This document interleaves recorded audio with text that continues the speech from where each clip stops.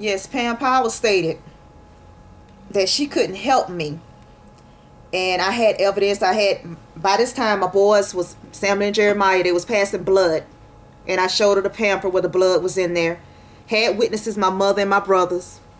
I was holding Samuel and Jeremiah was sitting in his high chair at the time. And she said, they look sick. I say, yeah, y'all sent them back to me sick. Because when Loeffler, she did treat them. It was December the 3rd when she drawed up a prescription for them for 600 milligrams of augmentin, which was too strong for a 1 and 2 year old. But they was trying to cover their tracks and trying to hide everything. But Judge Ellaby stepped in and made him release my kids after he told him he didn't want to hear any more of the alleged allegations. And she looked me in my face, told me she couldn't help me. But then she stated she wanted me to go to Dr. Loeffler again. I told her no. And I didn't. Because once Dr. Loeffler had covered and she had lied. She told me and my brothers one thing when she saw him and said, yes, those are signs. And I know Judge Ellaby's not going to let him see the kids. I said, I doubt it. And I told her I was just getting a weekend visitation. But in a document, which is in these files, that you have seen or will see, that she had already stated I had custody. Now, as you can see, they are covering, trying to get everything, the foundation laid for what they was going to do. And I refused to see the lady that lied and changed up everything and took it lightly what my children had been through. She didn't see or feel fit to help them or to help tell the truth. So by this time, me and my family, we are the ones bending over backwards, running, trying to get them help, medical attention, sent about them. We are having to deal with them being sick, throwing up food, the food's not digesting, because by this time their immune system was so messed up from all the neglect that they received in DFACS care, Department of Family and Children's here in Lowndes County.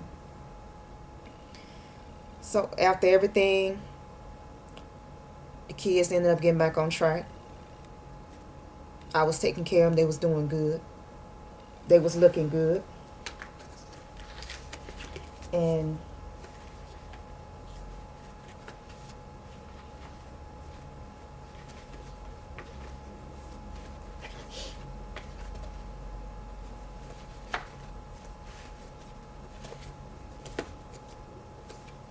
here's a picture of the kids while in my care. This is my boys. That's Jeremiah Everett. That's Samuel Logan. Picture of health. We took care of them, gave them anything they want. But yet they say the 4 years that they were with me, they were neglected. That I didn't provide sustenance or love them. Or my mother hurt them, Marvalene Smith. No one hurt those kids while with me or in my custody. I made sure of that.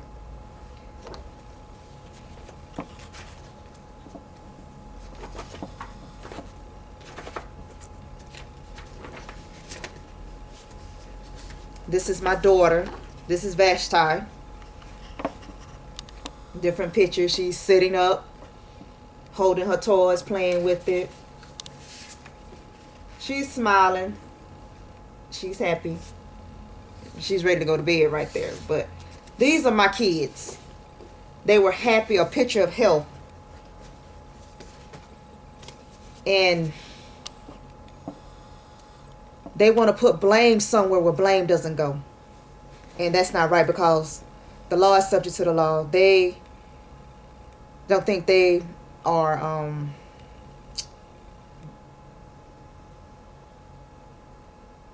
not to be held responsible. They just want to get away with everything.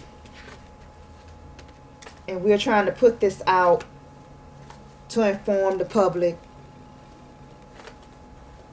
to have the public know what is going on here in the city of Valdosta. Valdosta, Georgia. And as all this went on, I sought help from everyone, Valdosta Police Department. But before I go any further, they arrested me twice, set 13 days in jail the first time on a bogus probation violation, which the judge released me, Judge Kent. My brothers went up there and two of the workers at the courthouse, Jikey, I don't know her last name, and Pam. They got... Don't tell about them. Okay. They work, they lose their job. Oh. No, they talked to the judge for him. Oh, okay. Yeah, they called over and they was talking to Judge Kent, explaining to him everything that was going on, and that probation wouldn't talk to my family. So when the judge got on the phone, he called probation, asked him, did she violate? No. Does she owe any money? No, sir, she doesn't owe any money. He asked Jeremy, that's the probation officer, then why did you have her arrested? Why did she sit 13 days for nothing? He couldn't answer. Okay. And when I was in jail, they kidnapped my kids at my mother's residence, November the 15th. November the 15th, no one was arrested at my mother's residence. There wasn't any charges placed on me because those kids were fine.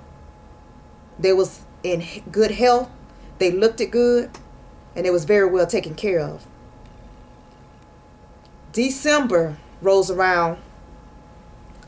I get arrested December the 6th. And the reason they arrested me was for this. December the 3rd, my son, 911 call was made by my ex-husband, Dafford D.Madison. My oldest son, Samuel Logan Robinson, had severe trauma. He was hard to arouse, unconscious, and a temp of 104. He was ran in and out the hospital about 5 or 6 times this day. And they arrested me for that. I hadn't seen my son. I hadn't touched my son. And I hadn't put no severe trauma to his body like I had beat him either. And instead of them investigating my ex-husband, December the 3rd, 07, they arrested me for it. That's how they got the cruelty to the children charges on me. Then they waited 3 months, and 11 days later, after my mother wrote chief and arrested her.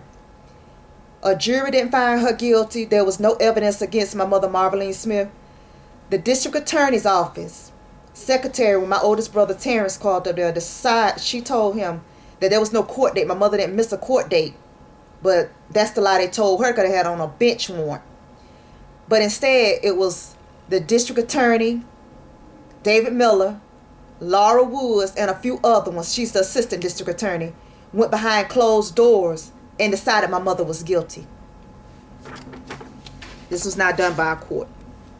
Like everything else was not court ordered. It wasn't done by a court. Illegal. They didn't have any papers. But we contacted everyone. Valdosta Police Department.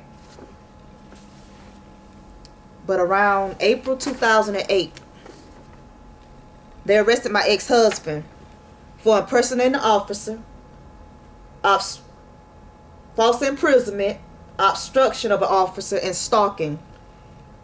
He had a young lady in handcuffs. Officer Wheeler caught him. This is a felony. He hasn't done 1 day in jail for it. He's a repeat offender. And he's also a snitch for the Valdosta Police Department. He's been doing it for about 16 years, ever since he was in high school. And he brags about them having his bike and the district attorney's office. And so these papers here, his arrest record, this is a serious crime. But yet, he's still on the street. Yet, he's still able to get by for kidnapping. Yet, he's still able to get by for attempted murder and molestation. And you wonder why. Everybody's wondering, why is this so? Why did this go this far with all the evidence that we have?